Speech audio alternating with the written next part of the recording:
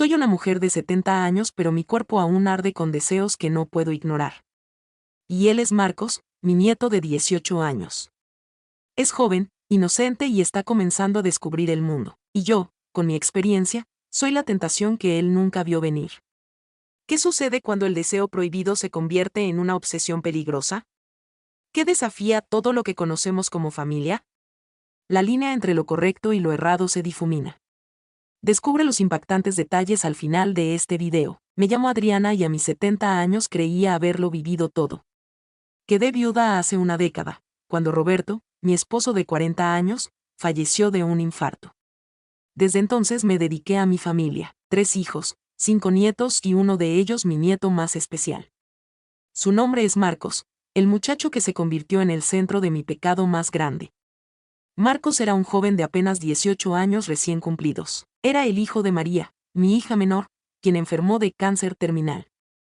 En su lecho de muerte me hizo prometerle que cuidaría de su único hijo. Eres la única en quien confío, madre, fueron sus últimas palabras. El padre de Marcos había muerto años antes en un accidente, así que el niño quedó completamente solo. No dudé en acogerlo y recibirlo en mi hogar. Lo vi crecer en nuestra casa, convertirse en un adolescente excepcionalmente brillante y amable, alto para su edad, con unos ojos verdes que heredó de su madre y una sonrisa que iluminaba cualquier habitación. Marcos era el orgullo de todos, especialmente mío. Era mi nieto más querido, aunque nunca lo admití en voz alta. Todo cambió cuando cumplió 18 años. Había terminado la preparatoria con honores y estaba por comenzar la universidad.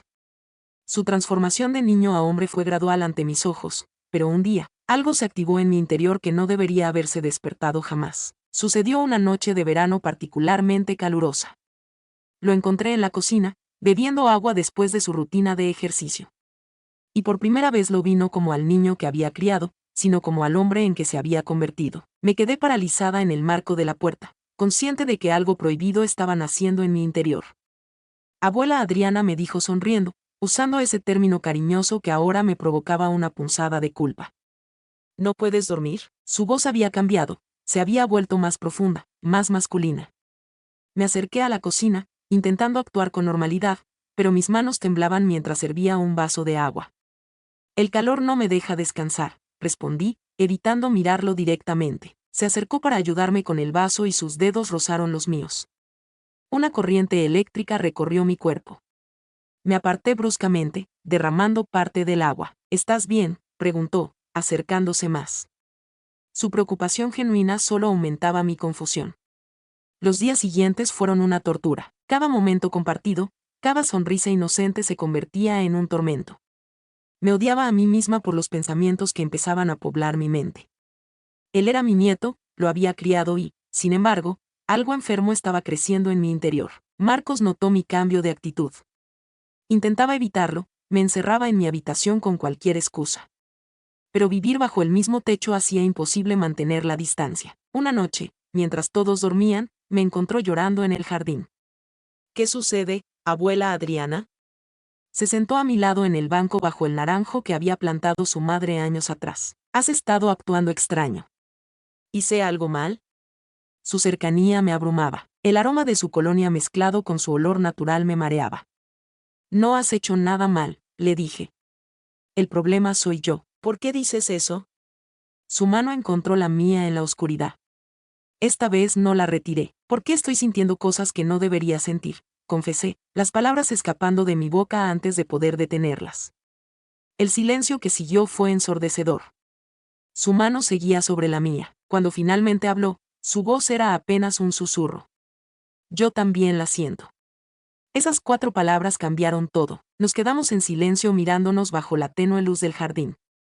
Era como si el tiempo se detuviera, como si el aire a nuestro alrededor se cargara de algo inexplicable. Antes de que pudiera reaccionar, se inclinó hacia mí. Su cercanía me dejó paralizada, incapaz de pensar con claridad. Lo siguiente fue un gesto que rompió cualquier barrera que pudiera existir. Era un contacto suave, casi tímido, pero lleno de una intensidad que me dejó sin palabras. Debí detenerlo en ese instante, debí alejarme, pero no lo hice. Algo en mí, algo que creía olvidado, despertó.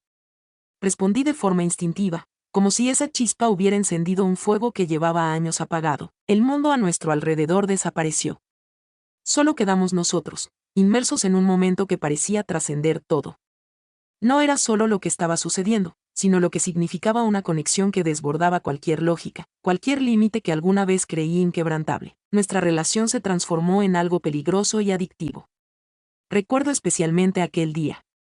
Mientras limpiaba la casa esa mañana, elegí una falda ligera, perfecta para el calor sofocante de la tarde. No era nada especial ni llamativo, simplemente cómoda.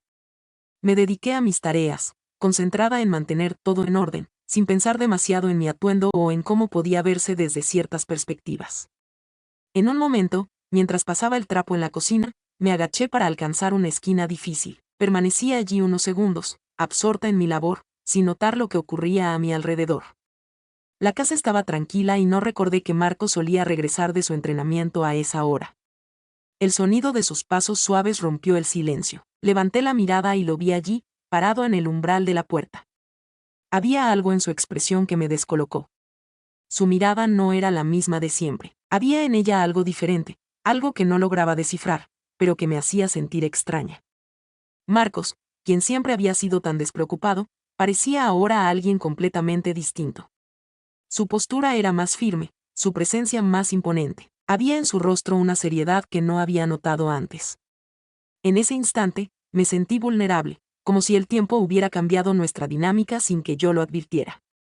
Me apresuré a ponerme de pie y continuar con lo que hacía, pero la sensación de su mirada seguía conmigo. Era como si una barrera invisible entre nosotros se hubiera roto y yo no sabía cómo actuar. ¿Era solo mi imaginación o realmente había algo diferente en él? ¿Te puedo ayudar en algo?, le pregunté, intentando mantener la calma, mientras me levantaba rápidamente. Trataba de ocultar la sensación de incomodidad que me invadía, pero al mirarlo, me di cuenta de que él no apartaba la vista de mí. Su expresión mostraba algo más que la simple curiosidad y, por un momento, mi corazón se aceleró de forma inexplicable. No podía comprender lo que estaba sintiendo, pero era algo que no podía negar. Marcos se acercó lentamente, sin decir nada, y en el aire flotaba una tensión que no había estado antes entre nosotros. Estaba a unos pocos centímetros de mí, tan cerca que podía sentir su calor, su respiración. «Estás trabajando mucho, abuela. Deberías descansar un poco», dijo suavemente, su voz más grave de lo que recordaba. La palabra abuela ya no sonaba como antes. Había algo más en ese tono, algo más cercano. Me hizo sentir confundida, vulnerable. En un impulso me aparté un poco, pero él me siguió con la mirada.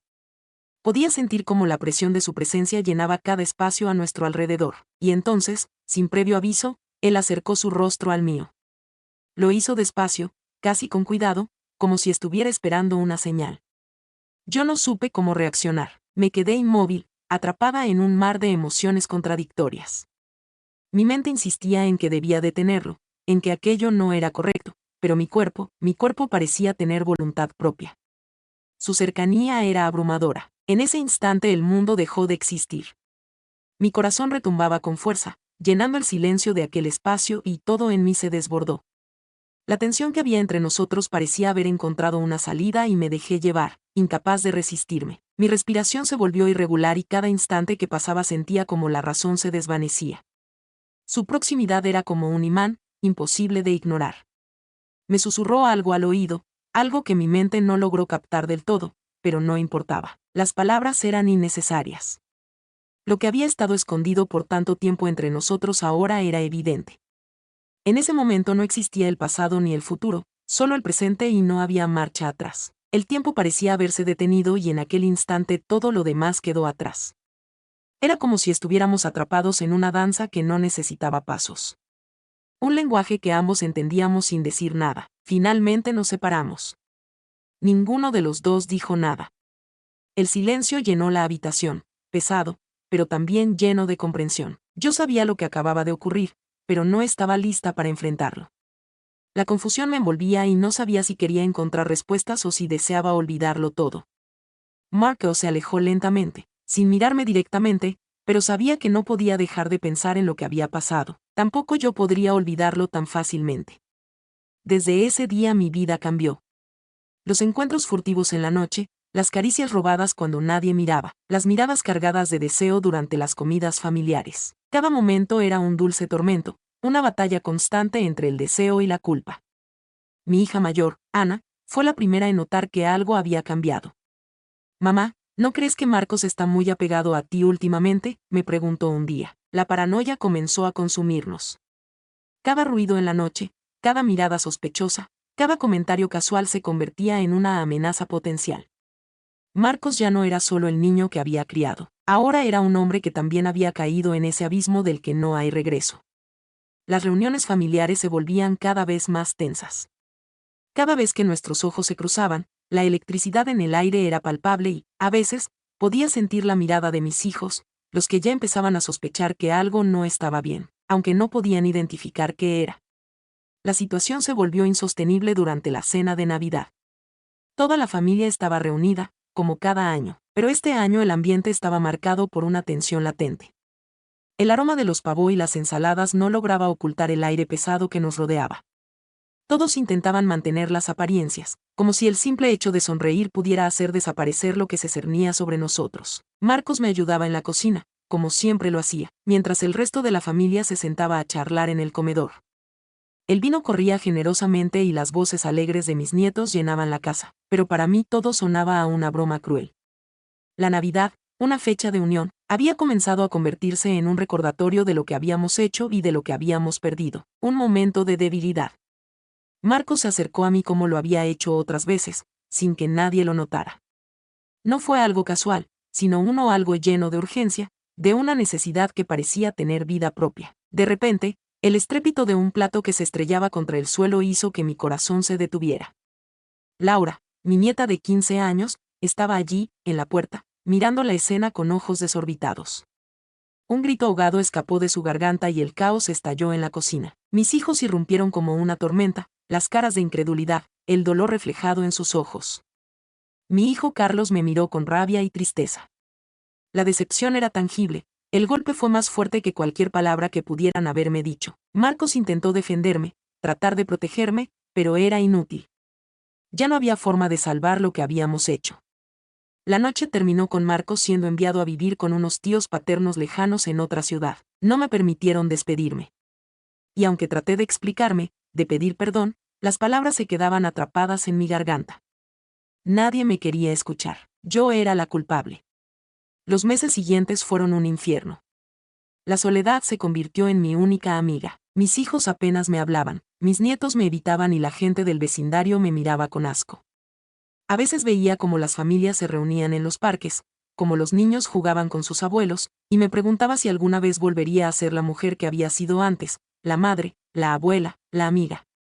Me convertí en una sombra que rondaba por las esquinas de la casa, siempre tratando de evitar los ojos acusadores de aquellos que alguna vez me habían querido. Mis hijos ya no confiaban en mí y yo no sabía cómo reconstruir lo que había destruido.